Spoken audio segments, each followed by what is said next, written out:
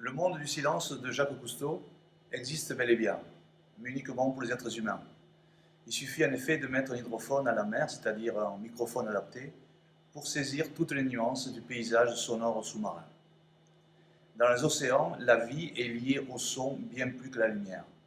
Passé quelques dizaines de mètres, la lumière n'est plus, les océans deviennent ténèbres dans les profondeurs. Alors, pour voir dans l'obscurité, pour communiquer, pour se nourrir et pour se reproduire, les animaux produisent des sons parfois inaudibles à l'oreille humaine.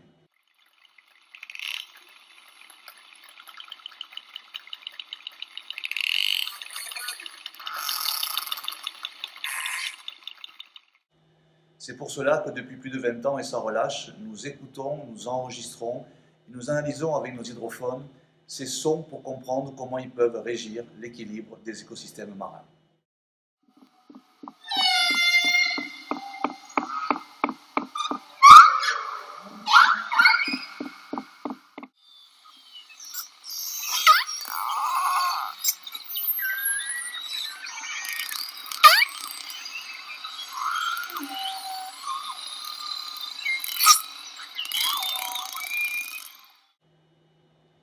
Polluer ce canal de communication et condamner la mer à un déséquilibre irréversible. Pourtant, en moins d'un siècle, nous avons envahi massivement la mer de sources de pollution sonore. Que sont-elles ces sources? Eh bien, le transport maritime, la recherche et l'exploitation de pétrole, l'exploitation de parcs à éoliennes, les manœuvres militaires, mais aussi les expériences scientifiques et bien sûr la construction de ports et de plateformes océaniques. Le résultat, eh bien, il ne reste pratiquement plus d'endroits dans l'océan qui ne soient pas contaminés par le bruit humain.